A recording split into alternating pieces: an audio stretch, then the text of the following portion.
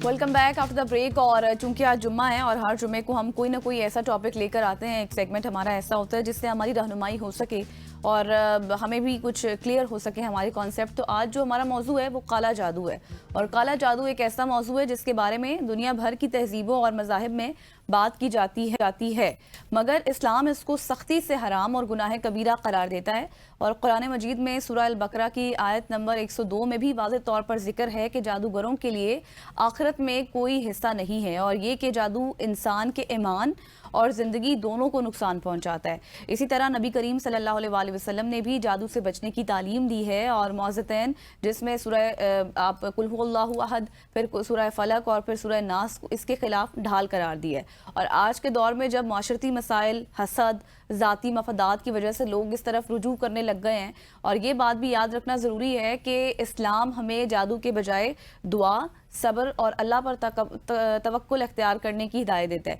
और यही असल तहफ़्फ़ुज़ है जो इंसान को हर बुराई और शर से भी महफूज रखता है, और इसी पर बात करेंगे। बिल्कुल ऐसे बात करेंगे। और ये एक ऐसा टॉपिक है जो कि ज़ुबान ज़द आम होता है, मुआशरे में ये जारी होता है। तो आप इस हवाले से हमें कॉल्स भी कर सकते हैं। हमारे दो नंबर्स आप नोट कर लीजिएगा, 0512624 और दूसरा नंबर है हमारा 05189010008, जो कि इस वक्त आपकी स्क्रीन पे भी आ रहे हैं। एक बार फिर मैं बोल देता हूँ, 26244946 और 05189010008, दोनों पे कॉल कर सकते हैं। हमारे साथ अल्लामा महमूद इब्न तबस्सुम साहब मौजूद हैं। अल्लामा साहब, thank you so much for joining us. अल्लामा साहब, सबसे पहले तो हमारे यहाँ किसी को थोड़ी बहुत ही बीमारी हो जाए, कोई एक्सीडेंट हो जाए, कुछ भी मसले मसाइल हो जाएं, या फिर तवातुर के साथ 2-3 महीने अगर किसी शख्स का कारोबार नहीं चलता, तो वो यही समझता है कि उस पर काला जादू हो गया। आम जादू की तो बात करता नहीं है वो। सो ये हमारी माशरे में क्यों प्रिवेल कर रहा है, इसकी क्या वजह है, और क्या ये जो प्रिवेल करता है तो इसमें कुछ सिम्टम्स होते हैं जिससे आप जान सकें कि आप पे काला जादू है या नहीं है?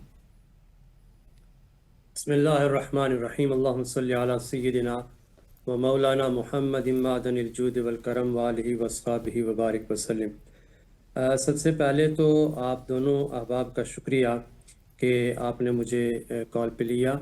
और मैं आपको बताता चलूँ कि ये एक ऐसा हसास और अहम मसला है काला जादू। ये वो चीज़ है कि जिसका ज़िक्र कुरान मजीद में भी आया है, और नबी पाक सल्लल्लाहु अलैहि वसल्लम की अहादीस के अंदर भी आया है कि नबी पाक सल्लल्लाहु अलैहि वसल्लम ने इससे पनाह मांगी है और उम्मत को सख्ती से इससे बचने की ताकीद भी फरमाई है। असल में जो आपका सवाल है कि काला जादू जो है उसके जो असरात हैं वो कैसे मतलब पता चल सकें, तो पहली तो चीज़ ये है कि ये गज़ल अशरफ साहिबा ने भी अपने इंट्रो के अंदर एक बात कुरान करीम फुरकान हमीद से आयत नंबर 102 में जो शैतानी अमल है ये काला जादू, अल्लाह तबारक व तआला ने इरशाद फरमाया।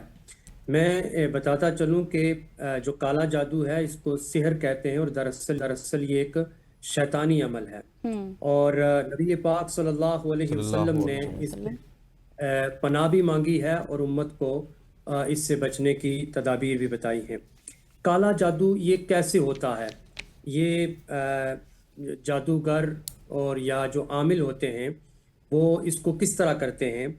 तो असल में होता ये है कि ये जिन्नात और शयातीन से मदद लेते हैं, और उनको खुश करने के लिए नापाक या जो ऐसे यानी कि नापाक अमल करते हैं, कुफरी अमल करते हैं कि कुरान पाक की आयात जो हैं उनको उल्टा करके पढ़ना, खून या नापाक चीज़ें जो हैं उनको इस्तेमाल करना, और उसके बदले शैतान चूँकि जब इस तरह का ये अमल करते हैं, यानी अल्लाह और उसके रसूल को छोड़ के, तो शैतान को खुश करने के लिए जब शैतान की राय के मुताबिक और उसकी ख्वाहिश के मुताबिक ये अमल करते हैं तो शैतान इनसे खुश हो जाता है और फिर इनकी मदद करता है।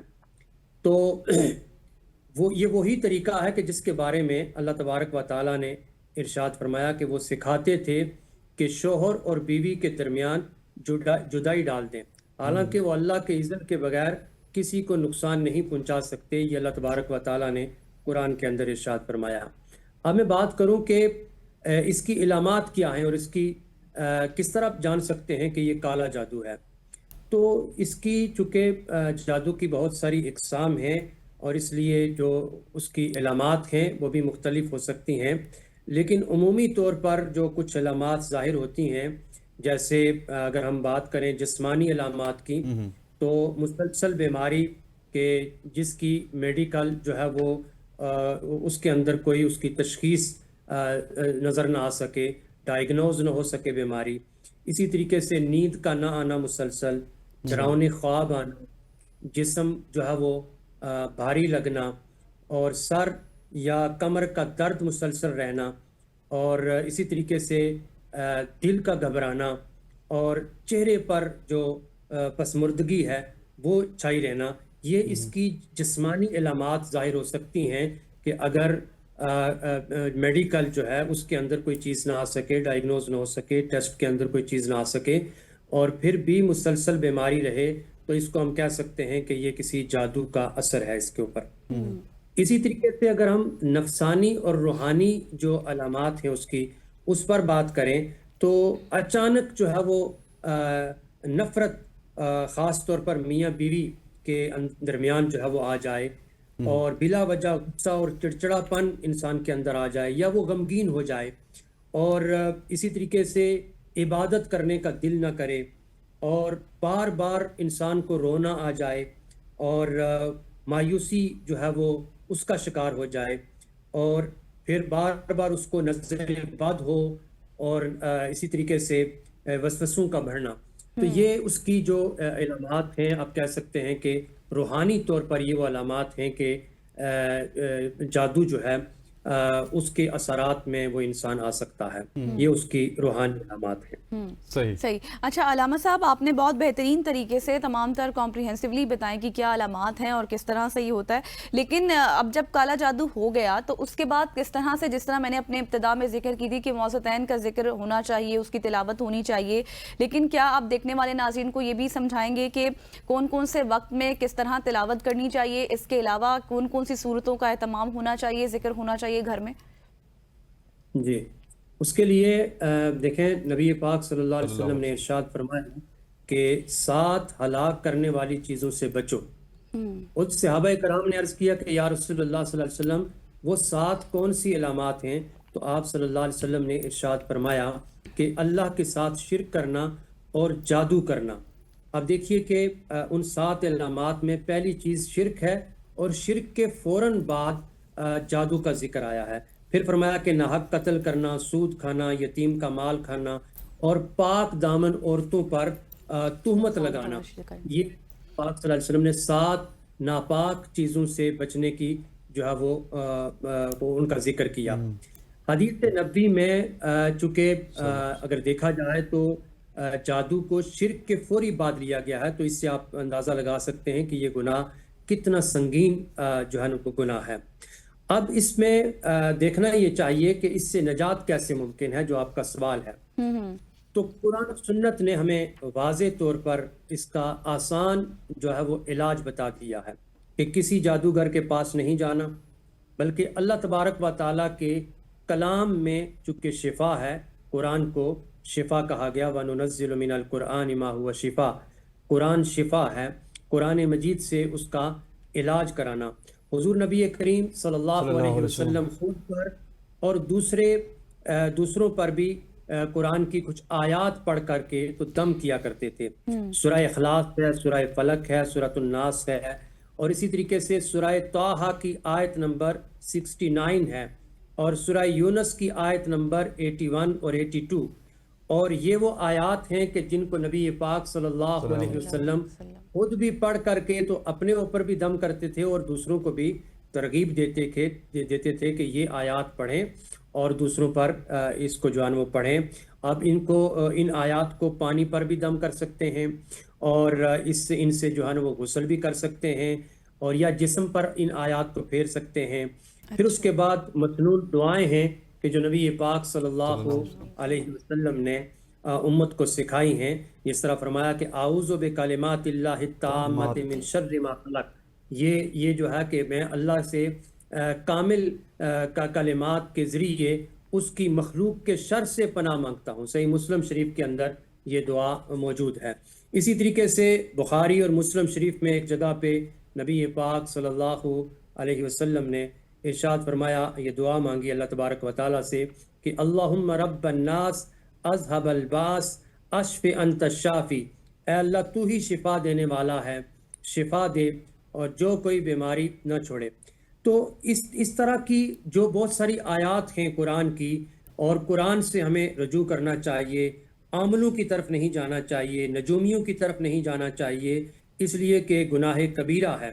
دیکھیے بالکل جادو اس وقت ہوتا ہے کہ جب جادوگر اپنے آپ کو اس گندے ماحول میں جا کر کے، تو شیطان کو راضی کرنے کے لیے قرآن اور حدیث اور اللہ اور رسول صلی اللہ علیہ وسلم کے احکامات کی خلاف ورزی کرتے ہوئے اس گندے ماحول میں جا کر کے شیطان کو راضی کرتا ہے، خوش کرتا ہے، تو شیطان جو ہے وہ اس کی مدد کرتا ہے۔ ہمارا یہ ایمان ہے کہ شیطان اگرچہ اللہ کی مخلوق ہے، لیکن اللہ تبارک و تعالیٰ علی کل شیء قدیر ہے، اور اللہ تبارک و تعالیٰ سب سے بڑا حاکم ہے، رازق ہے، خالق ہے، مالک ہے۔ اللہ تبارک و تعالیٰ کی جو طاقت ہے وہ سب سے بڑھ کے ہے۔ تو جب اللہ کی طرف ہم رجوع کریں گے تو اللہ تبارک بالکل و ایسے ہی ہے سر، تعالیٰ اللہ کی طرف رجوع کریں گے تو اللہ مدد اس کی ریمیڈی بھی دیتا ہے۔ مجھے آپ نے بہت ساری چیزیں گنوائی ہیں، جس طرح ایک دعا ہے جو کہ اعوذ بکلمات اللہ التامات من کل شیء وہامات من ایما، اس آیت کے حوالے سے، یہ نظر کے حوالے سے بھی بڑی مطلب ایسی آیت سمجھی جاتی ہے، اس سے ایک دم نظر کا علاج بھی ہو جاتا ہے۔ ان آیات کا طریقہ کار کیا ہونا چاہیے؟ جس طرح موضتین کی بات کی غزل نے، آپ نے اس آیت کی بات کی ہے، 2-3 اور حوالے دیے ہیں، ان کا طریقہ کار کیا ہے کہ اعوذ بکلمات اللہ التامات ایک دفعہ پڑھتا چلا جائے بندہ، یا کچھ 7 دفعہ پڑھنا ہے؟ کیا کرنا ہے؟ صبح پڑھنا ہے، شام کو پڑھنا ہے، کس طرح پڑھنا ہے؟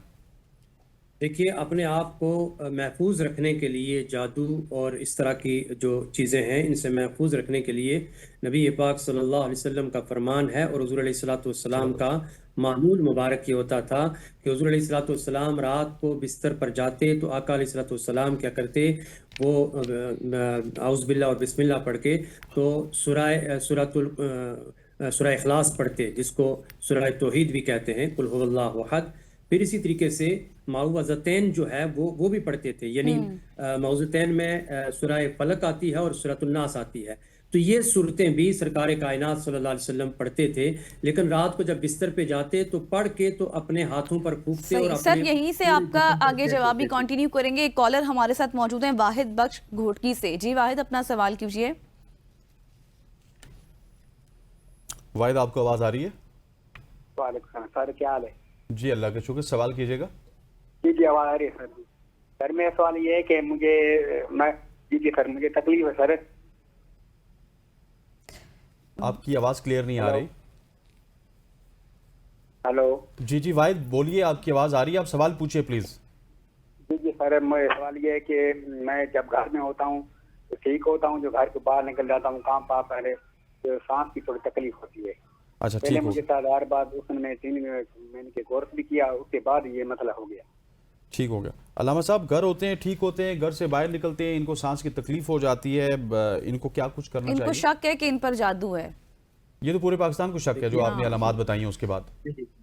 اب ایک تو یہ بات یہ ہے کہ بدگمانی سے بچنا چاہیے، جو انسان جیسا گمان رکھتا ہے ویسا اس کے اوپر وہ اثرات بھی ظاہر ہونے شروع ہو جاتے ہیں۔ تو سب سے پہلے تو ان کو اپنا چیک اپ کرانا چاہیے، ٹیسٹ کروانا چاہیے۔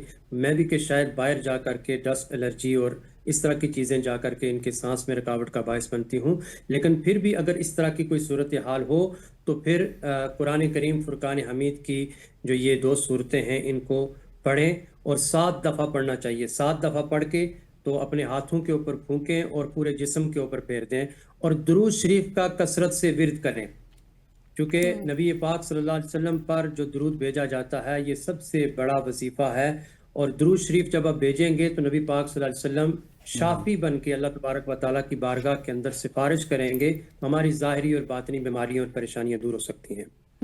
صحیح۔ اچھا علامہ صاحب، جلدی سے یہ بتا دیجئے گا، یہ جو بھی سوال بھی آیا تھا میں تھوڑا سا اس کو آگے لے کر چلوں گی۔ کچھ لوگ ہوتے ہیں وہ نظر اور جادو میں فرق نہیں کر پاتے، اکثر ہوتا کچھ اور ہے لیکن وہ اس کو جادو بنا دیتے ہیں، تو قرآن کریم اس میں تفریق کس طرح سے بتاتا ہے؟ دیکھیے، جو نظر ہے یہ بھی برحق ہے اور جادو بھی برحق ہے، تو اس کا طریقہ کار یہ ہے کہ جب اگر کسی کو نظر لگی ہے تو وہ نبی پاک صلی اللہ علیہ وسلم کی جو بتائی ہوئی جو یہ دعا ہے جب اس دعا کو پڑھیں گے 3 دفعہ پڑھ کے تو جب پھونک ماریں گے اور دم کریں گے تو یقیناً نظر جو ہے وہ ختم ہو جائے گی. اعوذ بکلمات اللہ التامۃ من شر ما خلق. یہ پڑھیں گے تو اور اول آخر 3 مرتبہ جو ہے وہ درود شریف پڑھیں گے. ٹھیک ہے, تو نظر ختم ہو جائے گی. نظر چونکہ جس تیزی کے ساتھ لگتی ہے اسی تیزی کے ساتھ. ٹھیک ہو گیا علامہ صاحب, ہمارے پاس وقت کم تھا. Thank you so much for joining us. آپ نے بڑی سیر حاصل گفتگو کی. علامہ محمود ابن تبسم صاحب ہمارے ساتھ موجود تھے. خواتین و حضرات, مجھے غزل اشعری پوری پروڈکشن ٹیم کو منڈے تک کے لیے اجازت دیجیے. انشاءاللہ منڈے کو ملاقات ہوگی. تب تک کے لیے اللہ حافظ.